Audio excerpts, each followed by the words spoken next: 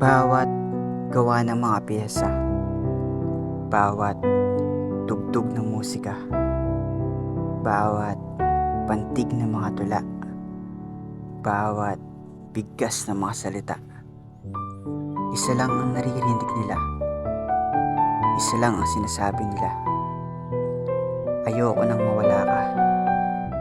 Kasi ano nga bang gagawin kung wala ka? Ipaglalaban pa rin ba kahit wala na? Ikaw ang dahilan ng bawat pagngiti. Ikaw ang lagi kong iniisip sa bawat sandali.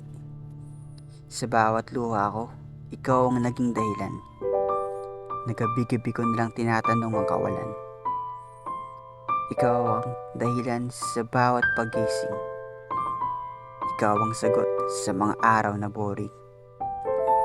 Ikaw ang huli kong iniisip bago ang bawat pagpikit.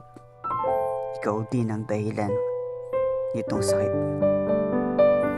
Bawat hangin na tinatanggap, bawat hiling sa mga alapaap, bawat buga ng mga salitang mahihiwaga ang magsasabi sa nararamdaman ko sinisinta.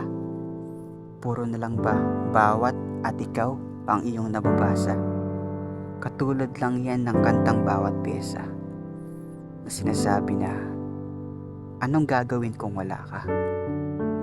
Pagkus pag nawala rin ang ikaw at bawal ay wala na. Marahil ikaw ang dahilan kung bakit naisulat ng kanta. Kagaya niya, hindi ko rin kaya pag nawala ang bawat pagngiti mo sa aking mga mata. Bawat pyesa na bumubuo sa'yo, bawat pyesa na naway mapasa akin habang buhay. Ang pinakapaborito kong linya na siyang pinakamakulay. Marahil naisulat ng katang bawat pyesa para sa isang tao na hindi niya kayang mawala sa piling niya.